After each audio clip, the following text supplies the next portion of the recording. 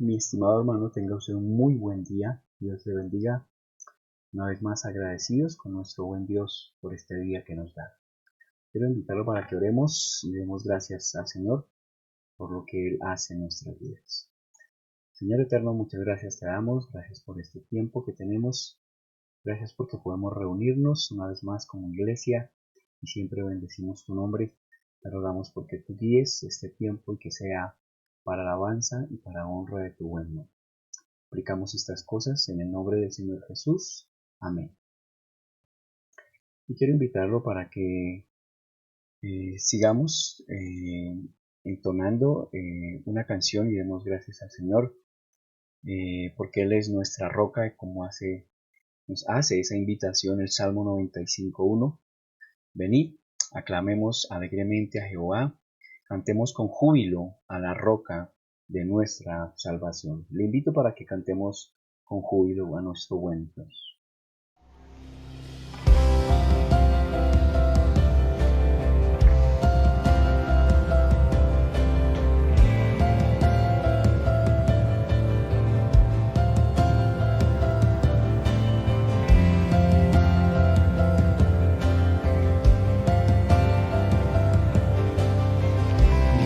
Esperanza está en Jesús, en su justicia y en la cruz. De nadie más dependeré, solo en su nombre confiaré.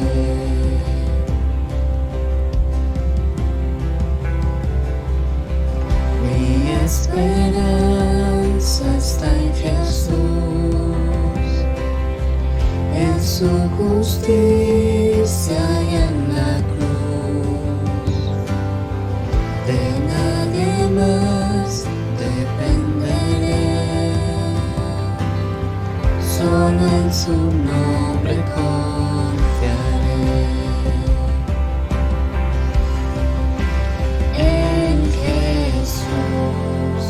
Fuerte soy, solo Él, mi roca es, sobre la tempestad, Él es Rey.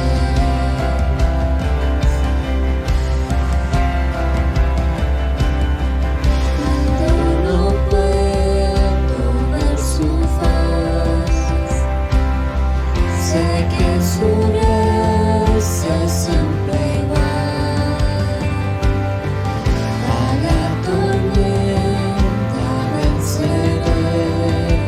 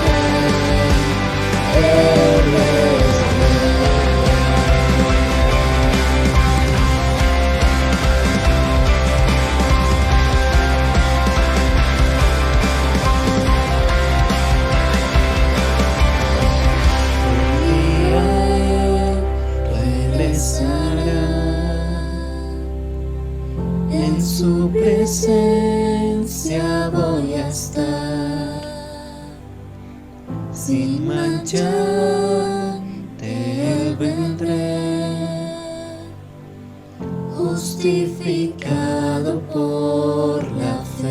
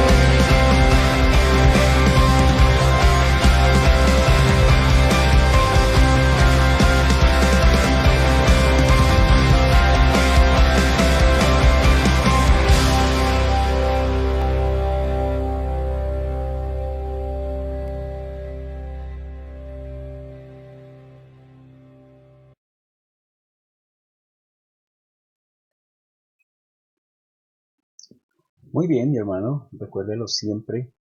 Él es rey sobre cualquier circunstancia, sobre la felicidad, sobre la tristeza, sobre el gozo. Él siempre será rey. Él siempre gobernará. Quiero invitarlo para que tome su Biblia, para que nos acomodemos y podamos en este momento hacer la lectura antifonal. Recuerda, estamos avanzando en el libro de los Hechos y queremos mirar el capítulo 25. Por favor, abra su Biblia en Hechos capítulo 25. Vamos a la Biblia, al libro de los Hechos, capítulo 25, versículo del 1 al versículo 27. Hechos, capítulo 25. Llegando pues Festo a la provincia, subió de Cesarea a Jerusalén 3 días después. Y los principales sacerdotes y los más influyentes de los judíos se presentaron ante él contra Pablo y le rogaron, pidiendo contra él como gracia que le hiciese traer a Jerusalén, preparando ellos una celada para matarle en el camino. Pero Festo respondió que Pablo estaba custodiado en Cesarea, donde él mismo partiría en breve. Los que vosotros puedan, dijo, desciendan conmigo, y si hay algún crimen en este hombre, acúsenle. Y deteniéndose entre ellos no más de 8 o 10 días, venido a Cesarea, al siguiente día se sentó en el tribunal y mandó que fuese traído Pablo. Cuando éste llegó, lo rodearon los judíos que habían venido de Jerusalén, presentando contra él muchas y graves acusaciones, las cuales no podían probar. Alegando Pablo en su defensa, ni contra la ley de los judíos, ni contra el templo, ni contra César he pecado en nada. Pero Festo, queriendo congraciarse con los judíos, respondió a Pablo y dijo, ¿quieres subir a Jerusalén y allá ser juzgado de estas cosas delante de mí? Pablo dijo, ante el tribunal de César estoy, donde debo ser juzgado. a los judíos no les he hecho ningún agravio, como tú sabes muy bien. Porque si algún agravio o cosa alguna digna de muerte he hecho, no rehúso morir. Pero si nada hay en las cosas que estos me acusan, nadie puede entregarme a ellos. A César apelo. Entonces Festo, habiendo hablado con el consejo, respondió: a César has apelado, a César irás. Pasando algunos días, el rey Agripa y Berenice vinieron a Cesarea para celebrar a Festo. Y como estuvieron allí muchos días, Festo expuso al rey la causa de Pablo, diciendo: un hombre ha sido dejado preso por Félix. Respondiendo al cual, cuando fui a Jerusalén, se me presentaron los principales sacerdotes y los ancianos de los judíos, pidiendo condenación contra él. A esto respondí que no es costumbre de los romanos entregar a alguno a la muerte antes que el acusado tenga delante a sus acusadores y pueda defenderse de las acusaciones. Así que, habiendo venido ellos junto acá, sin ninguna dilación, al día siguiente, sentado en el tribunal, mandé traer al hombre. Y estando presente los acusadores, ningún cargo presentaron de lo que yo sospechaba, sino que tenían contra él ciertas cuestiones acerca de su religión y de un cierto Jesús ya muerto, el que Pablo afirmaba que estaba vivo. Dudando en cuestión semejante, le pregunté si quería ir a Jerusalén y allá ser juzgado de estas cosas. Mas como Pablo apeló para que se le reservase el conocimiento de Augusto, mandé que se le custodiase hasta que le enviara yo a César. Entonces Agripa dijo a Festo: yo también quisiera oír a ese hombre. Y él le dijo: mañana le oirás. Al otro día, viniendo Agripa y Berenice con mucha pompa, y entrando en la audiencia con los tribunos y principales hombres de la ciudad, por mandato de Festo fue traído Pablo. Entonces Festo dijo: Rey Agripa, y todos los varones que estáis aquí juntos con nosotros, aquí tenéis a este hombre, respecto del cual toda la multitud de los judíos me han demandado en Jerusalén y aquí, dando voces que no debe vivir más. Pero yo, hallando que ninguna cosa digna de muerte ha hecho, y como él mismo apeló a Augusto, he determinado enviarle a él. Como no tengo cosa cierta que escribir a mi señor, le he traído ante vosotros, y mayormente ante ti, oh rey Agripa, para que después de examinarle tenga yo que escribir. Porque me parece fuera de razón enviar un preso y no informar de los cargos que haya en su contra.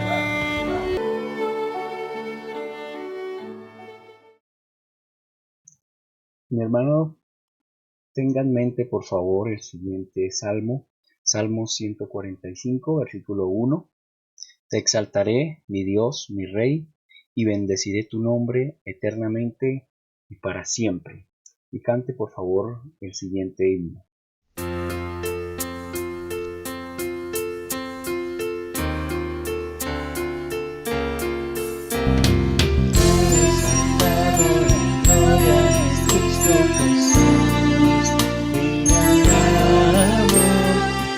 Exaltado por siempre es Cristo y yo le alabaré.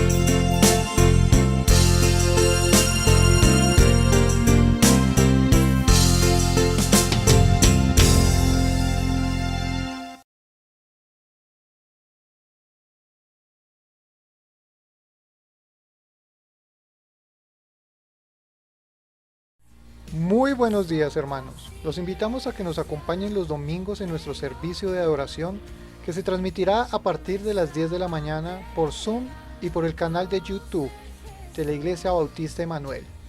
Los esperamos. Como es costumbre en nuestra iglesia, el primer domingo de cada mes celebramos la Santa Cena. Queremos invitarte a que desde tu casa nos acompañes a conmemorar la muerte y resurrección de nuestro Señor Jesucristo. Toma una copa de jugo y una galleta tal vez y acompáñanos.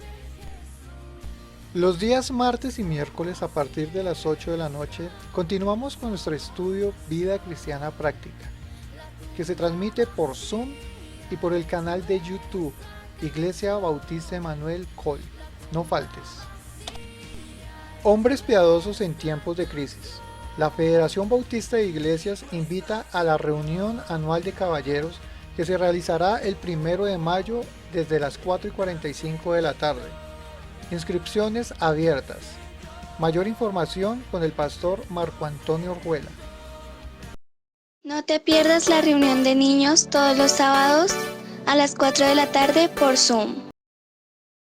El COVID-19 nos tomó por sorpresa y ha crecido la necesidad dentro de nuestra congregación. Por esta razón, creamos el link Provisión Cero, pensando en aquellos hermanos que necesitan una ayuda. Solo debes dar clic en el enlace y luego enviar el mensaje automático.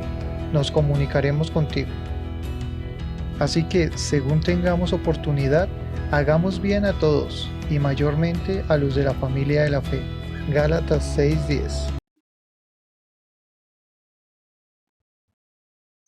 Muy bien, hermano, hemos visto nuestros anuncios, hemos podido entonar algunos himnos, algunas canciones, y ahora es tiempo para que dediquemos nuestro corazón, nuestra mente, todo nuestro ser para el estudio de la palabra del Señor. Esperamos que sea Dios hablando a través de este siervo, que podamos ser edificados. Entonces lo invito para que ubique su Biblia, para que se prepare, para que nada haya que lo estorbe, que podamos tomar nuestra palabra y estar atentos a lo que Dios tiene para decir.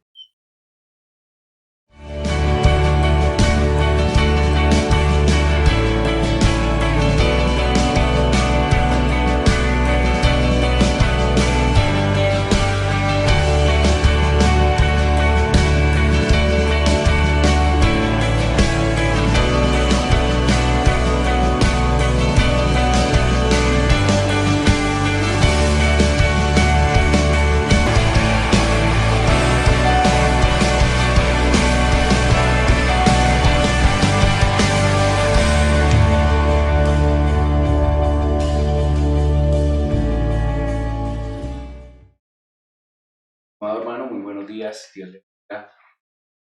Damos gracias a Dios por el tiempo que nos da otra vez de compartir la palabra, poder estar otra vez revisando la Escritura y aprendiendo de ella los diferentes aspectos para nuestra vida. El día de hoy quiero invitarlo para que abra sus Biblias, su Biblia allí en el capítulo 25 del libro de los Hechos, Hechos capítulo 25. Ahí vamos a estar revisando la palabra del Señor. Ahí es donde venimos en el estudio, todo el estudio del libro de los Hechos. Quiero cubrir el libro, el capítulo completo, porque hay dos razones principales. La primera es que se protocoliza el envío de Pablo ante el César, se protocoliza precisamente aquí en este capítulo, ya queda establecido prácticamente. Y se hace consultando a los dos círculos de poder que reinan en la Judea romana. Y el primero es ante los sacerdotes, ante los principales de Jerusalén, y ellos al fin de este proceso allí quedan tranquilos porque han intentado quitar la vida a Pablo durante ya casi 2 años. Entonces quedan tranquilos en la forma en que se lleva todo este proceso. También se lleva a cabo esta consulta frente a las autoridades civiles, y esto es ante el rey Agripa, y lo vamos a mirar. Allí queda claro también, queda complacido también él que este proceso se lleve a cabo, aunque esto lo vamos a mirar prácticamente en el capítulo 26. Pablo aquí solamente interviene en 3 versículos y eso también me llama la atención. Es la segunda razón. Solamente interviene en los versículos 8, 11 y 12. En esos versículos él hace una pequeña defensa de su situación, y el resto del tiempo él está en silencio, está callado, hasta que llega el capítulo 26 y realmente son días los que podríamos decir está en silencio en el relato bíblico por lo menos. Por eso quiero hacer solo 2 cosas en el día de hoy. Es un pequeño resumen de todos los acontecimientos desde el inicio del capítulo hasta el momento en que Pablo va a empezar a hablar. Y lo otro que quiero mirar es el hecho que nos muestra Pablo en este capítulo, y es que nos muestra una vida irreprensible, una vida que no tiene ser tachada de algo, es lo que nos va a presentar él. Quiero mirarlo básicamente en una vida intachable sin Cristo y una vida irreprensible con Cristo. Una vida intachable sin Cristo y una vida irreprensible. Entonces, mirémoslo y veamos todo este capítulo, pero pidamos de Dios su guía y su dirección. Padre bueno, gracias damos una vez más por el capítulo. Una vez más, gracias por tu palabra, porque y es eficaz. Pedimos que nos des sabiduría y guía para poder estudiar, aprender y especialmente tu palabra.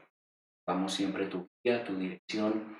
Pedimos que este tiempo sea de edificación para cada uno. Hagamos esto en el nombre precioso de tu Hijo, el Señor. Bien, si hablamos de una vida intachable sin Cristo, debemos pensar en un hombre, esto es en Festo. Festo está recién encargado de la gobernación de la Judea romana, y él llega allí, identifica el caso de este preso que parece ser tiene por lo menos la atención de todas las personas de Jerusalén. Busca cómo conducirse con cautela frente a esta situación. Es muy sutil para no causar levantamientos y disturbios con los lugareños. Por lo tanto, trata el tema del preso con los 2 círculos de poder, como decíamos, allí entre los judíos. Esto es con el poder religioso y con el poder político. ¿Y cómo lo realiza? ¿Cómo hace Festo para proceder con cada uno de ellos en esta calma tan tensa en fin de cuentas? Bien, pues hablando del círculo de poder religioso, él los escucha en su territorio primero que todo. Él va hasta Jerusalén, comparte con ellos, los escucha, va allí, está atento a lo que ellos dicen, pero también vemos cómo les explica su imposibilidad de traer al preso hasta allí, hasta Jerusalén. Y él les dice, lamentablemente, él está bien vigilado allí en Cesarea. Sin embargo, él los invita para que unos días después, casi 10 o 11 días tal vez, los invita para que se reúnan con él, para que tengan una audiencia con él, puedan explicar muy bien todas sus acusaciones, tal vez hacer justicia al escucha todas estas situaciones y lamentablemente no encuentra nada justificable para que este hombre sea llevado a la muerte.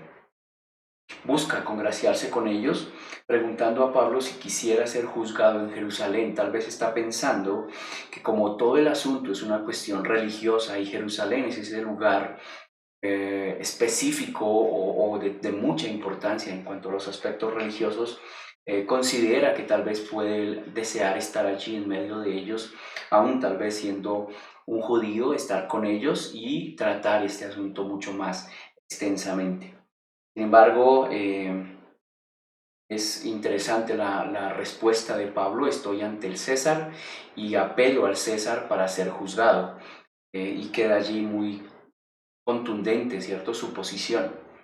Así, muy diplomáticamente, este círculo de poder queda entre.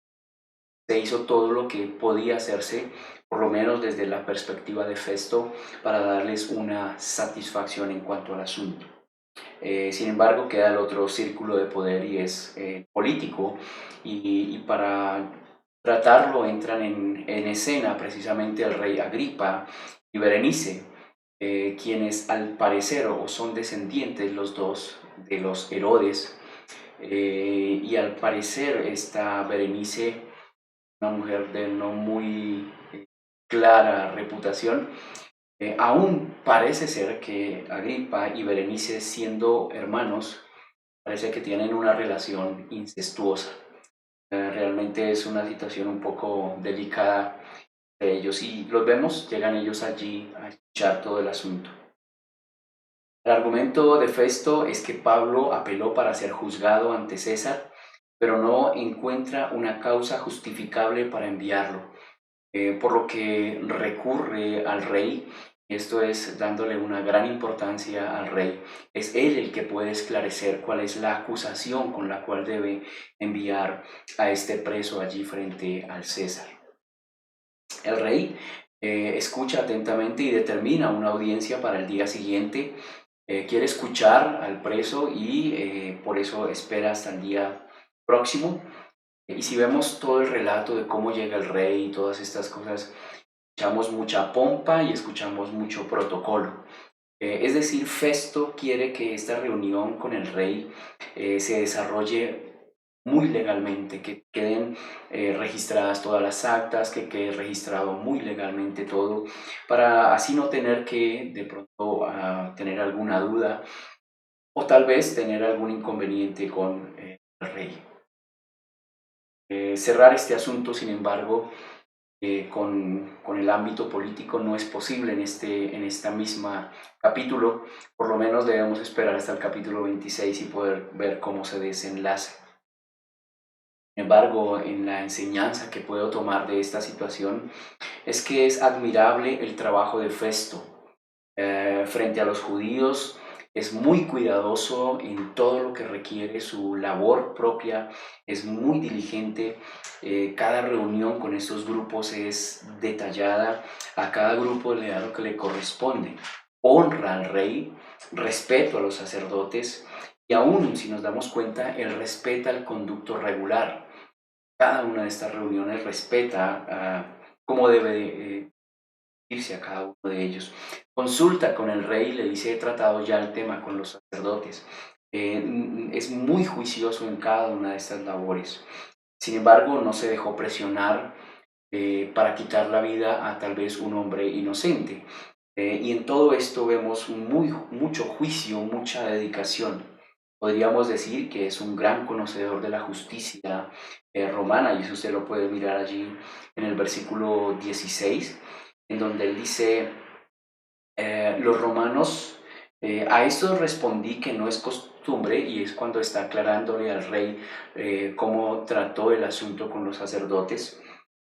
A esto respondí que no es costumbre de los romanos entregar a alguno a la muerte antes que el acusado tenga delante a sus acusadores y pueda defenderse de la acusación. Y esto es un muy buen ejemplo, ¿cierto? Y una muy buena directriz que este hombre muestra de lo que es la justicia romana. Cumple su papel de pacificador perfectamente. Como vemos, todo se maneja muy diplomáticamente, sin ningún levantamiento ni cosas semejantes. Diríamos que es un hombre justo, es un hombre sabio, es un hombre recto, es honesto, en fin, todo lo mejor para él. Pero sabe, debemos destacar también algo que con sus propios labios él atestigua y dice: si bien va muy bien con esos grupos, pero hay algo que él dice, y es que en su ecuánime y muy buen juicio, él no tiene cabida para la obra de Cristo en su mente. Mire lo que dice ahí en los versículos 19 y 20 de este capítulo que estamos mirando. Dice que allí están presentes los acusadores. Ningún cargo presentaron de los que él sospechaba, tal vez algo justificable, sino que tenían contra él, dice allí, ciertas acusaciones acerca de su religión y de un cierto Jesús ya muerto, el que Pablo afirmaba estar vivo. Yo, dice allí en el versículo 20, dudando en cuestión semejante, es decir, increíble que se haya dado por muerto y que Pablo ahora diga que está vivo. En cuestión semejante le pregunté si quisiera ir a Jerusalén y allá ser juzgado de estas cosas.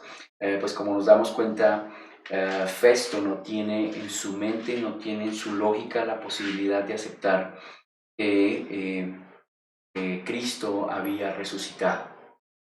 Para Festo es un caso de religión, es un caso de rituales, no tiene ninguna importancia, pero tampoco tiene cabida que Cristo haya resucitado, sin duda alguna. Tal vez él confía en los procedimientos romanos en los que dice que se ejecutó al Señor Jesús y que se ejecutó junto a otros dos ladrones y que los tres habían muerto. Sin embargo, debemos recordar que se había presentado un incidente bastante particular con la guardia de esa noche y que también se había pagado una suma bastante considerable para que no quedara nada en los registros de los oficiales.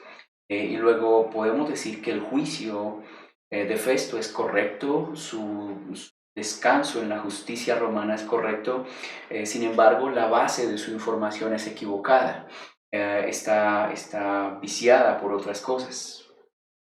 Luego esto no permite, aparte de que no acepta el concepto de Pablo, tampoco acepta, o más bien está descansando sobre un error de toda su apreciación.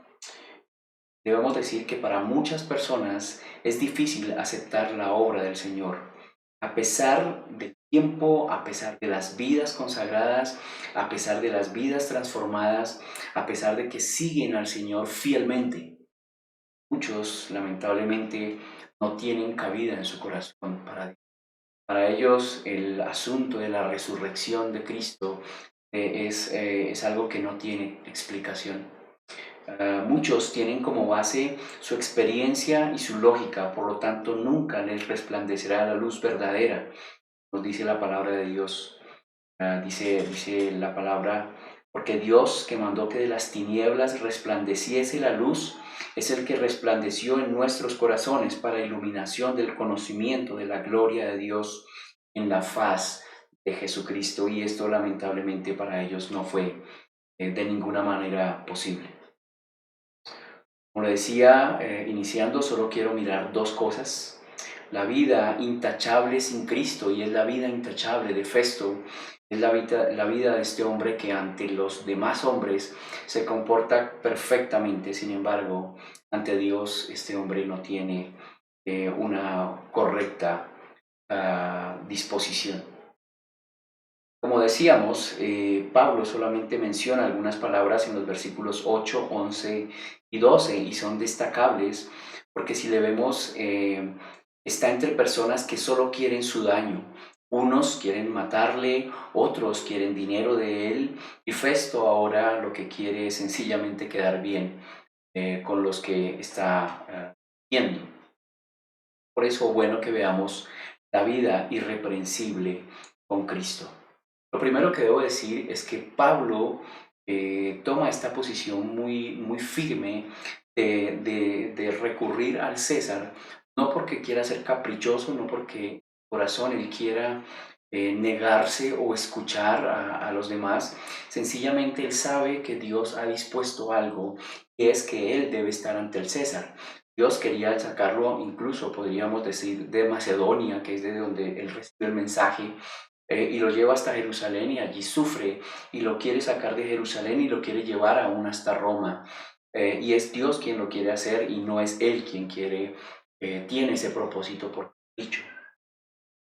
La base de su defensa son tres cosas y las tres se convierten en el sustento de lo que es ser irreprensibles. Eso es lo que significará para nosotros tener una vida de irreprensibilidad. Lo primero que él dice es: no he pecado contra las tres instituciones. No he pecado contra los judíos, no he pecado contra los romanos, no he pecado contra el templo. Es lo primero que él dice. Y esa es la primera base. La segunda base: no he cometido ningún agravio. No he ofendido ni me he comportado injusta o ilegalmente con ninguna persona. Lo que dice, y esto hace de una vida irreprensible. Y lo tercero dice: no hay nada real que me acuerde. Hay muchos que están diciendo cosas, pero concreta y realmente no hay nada. Y esas tres son las bases que podemos decir que es lo que hacen una vida irreprensible. Miremoslos entonces uno por uno. Dice: no he cometido pecado contra las tres instituciones. No he cometido pecado contra los judíos, los romanos y el templo. Podríamos decir: no he cometido pecado contra la sociedad o contra mi tierra, contra los míos. No he cometido pecado contra la política y no he cometido contra Dios. No les he fallado a ninguno de ellos. Y eso es, no he pecado, no he fallado, no he cometido alguna falta contra alguna de estas tres instituciones. La verdad es difícil en el tiempo de Pablo cumplir esto entre no faltarle a los judíos y no faltarle a los romanos. Es bien difícil porque si se comporta bien con los judíos es enemigo de los romanos y si se trata bien con los romanos es enemigo de los judíos. Así es de radical la situación. Recordemos que para no faltar al templo, por otro lado, era reunirse en ciertas fechas, asistir a ciertos ritos, cumplir obligatoriamente el pagar ciertas ofrendas, ciertos votos, implicaba una cantidad de compromisos para con todo lo que era el templo.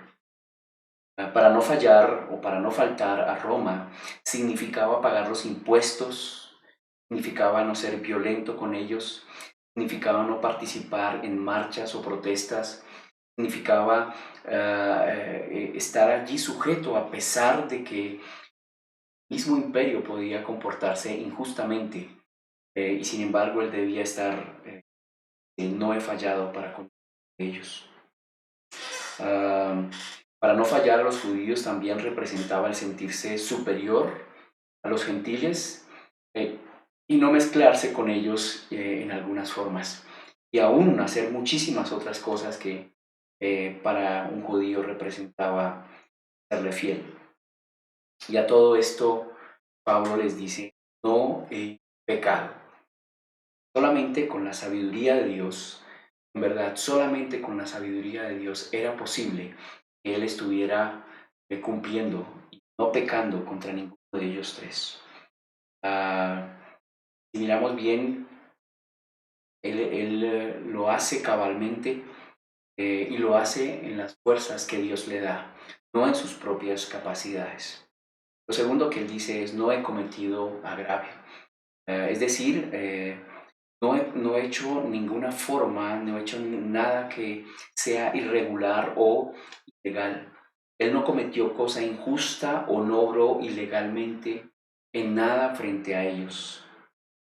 Ahora recuerde, no estamos hablando ya de las instituciones, estamos hablando de las personas que conformaban esas instituciones. Y él dice: a ninguno he agraviado. Ya no estamos hablando de templo, ya no estamos hablando del imperio, estamos hablando de los sacerdotes, de los soldados, de los centuriones, de estos hombres, de los gobernadores. Lo que queremos tampoco es decir que él a todos les decía sí o con todos se congraciaba.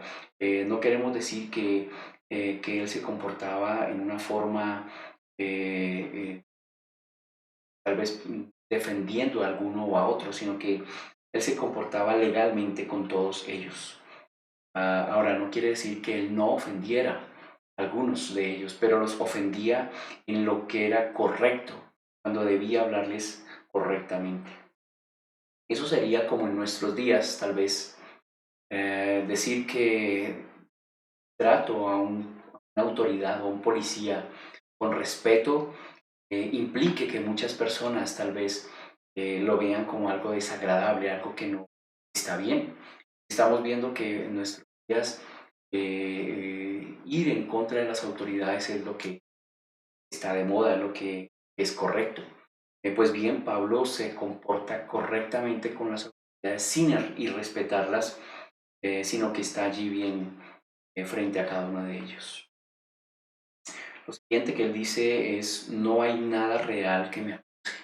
Lo último que él quiere esto decir que habían acusaciones, muchas acusaciones realmente, habían acusaciones airadas, habían acusaciones con testigos, habían acusaciones de toda índole.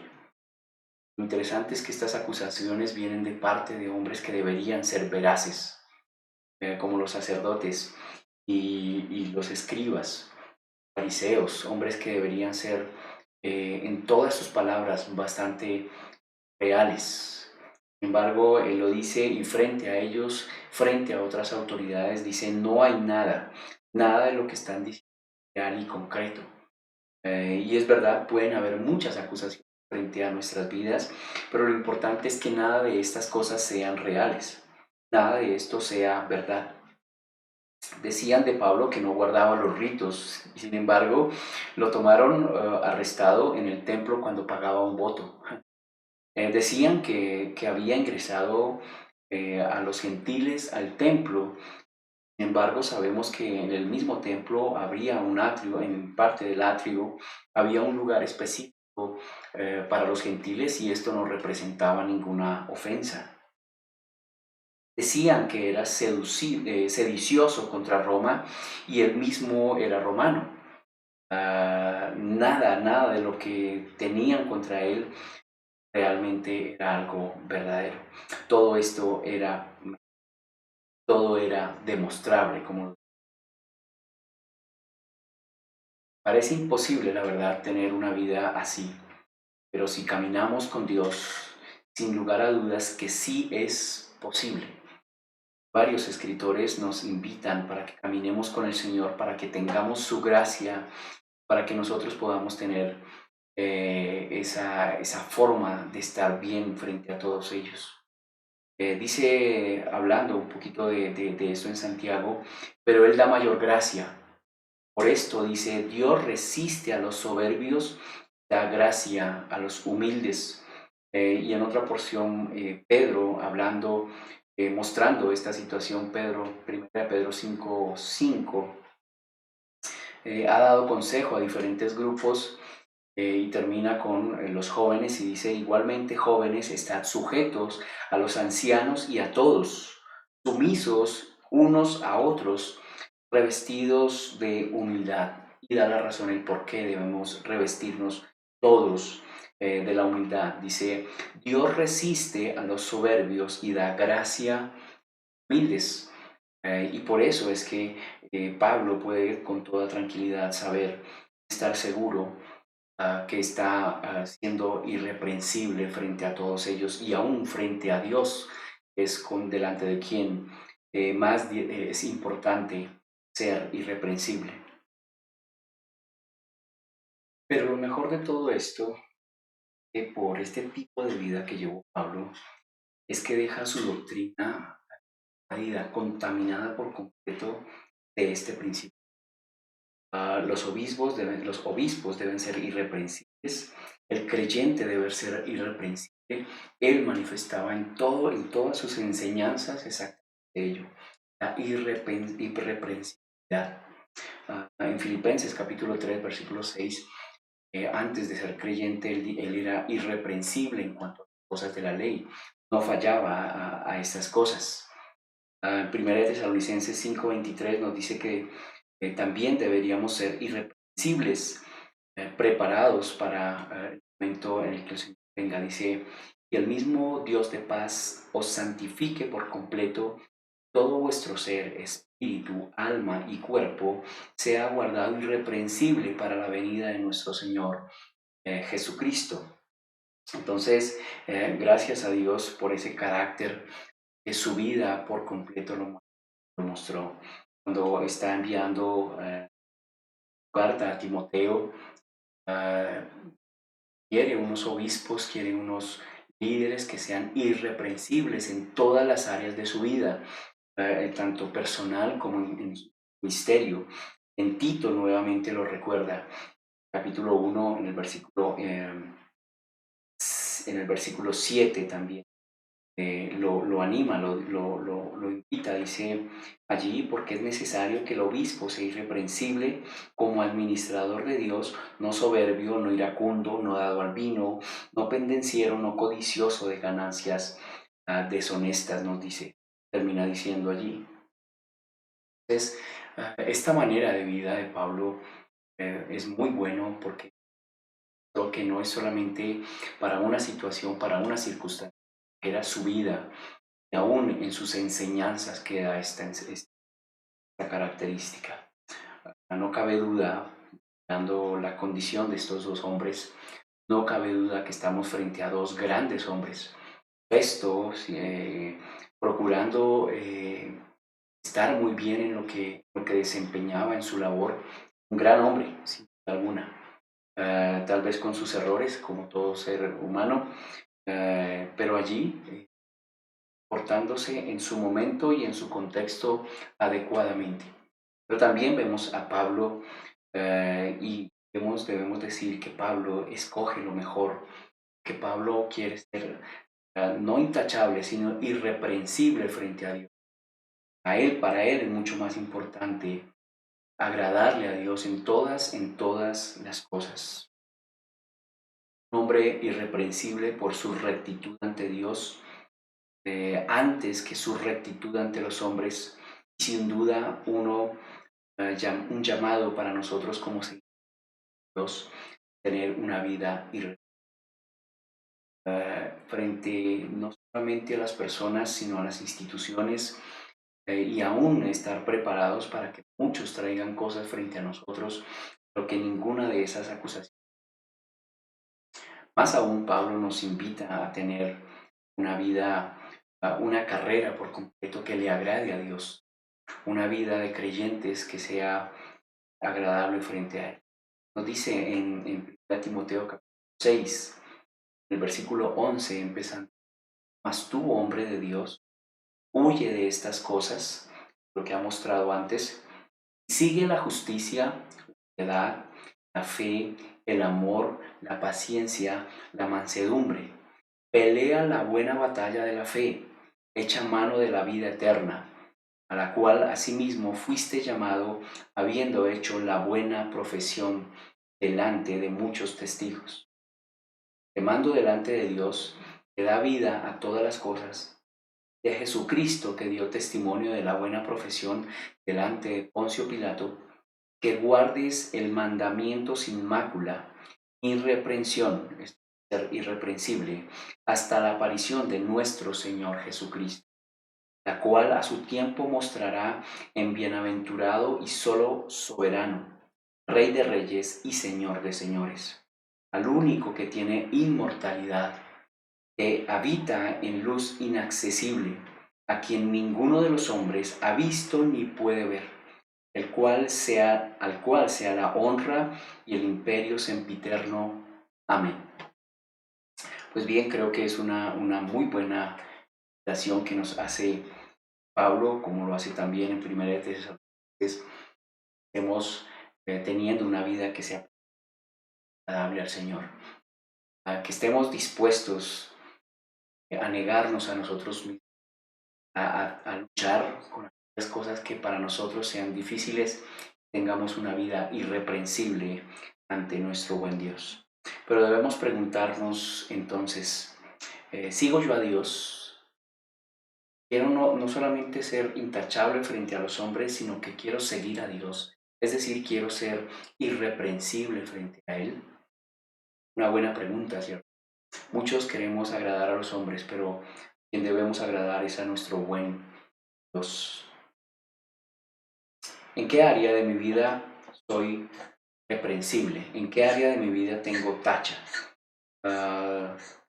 ¿Tomo con seriedad la irreprensibilidad o solo es algo que leo en la palabra de Dios y que no tiene ninguna influencia para conmigo?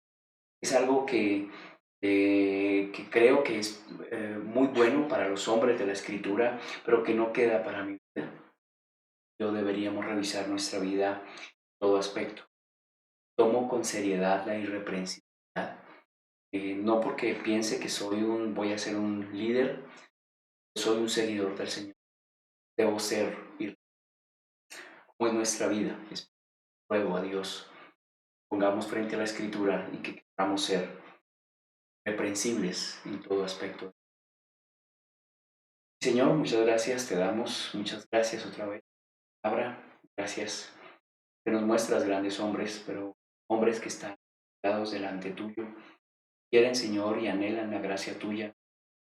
Quieren una vida que no sea agradable solamente hombres, que queremos una vida, Señor, que te agrade. Pedimos, Dios, por lo tanto, que tú obres para que muchos conozcan de ti, para que muchos procedan al arrepentimiento. Todos nosotros los que de los tuyos tengamos una vida no solo intachable, sino una vida comprensible, Señor. Sea mucho más allá de lo que es agradable a este mundo. Te agradecemos, Padre, y te rogamos. Señor, seas tú, Señor, guiándonos, Dios, buenos caminos tuyos. Señor, que demos una buena vida, una buena batalla, una buena profesión. Rogamos por estas cosas en el nombre de Jesús. Amén. Muy bien, damos gracias a Dios por su palabra y gracias a estos hombres que nos animan tanto en llevar unas vidas que le agraden al Señor. Hermano de la Iglesia Bautista Emanuel, quiero invitarle para que nos acompañe después de este tiempo en nuestra reunión que se está iniciando en Zoom. Podamos compartir un poquito, tener un poco de comunión, compartir lo que ha sido el mensaje para nosotros en este día y continuar siendo edificados. Dios le bendiga.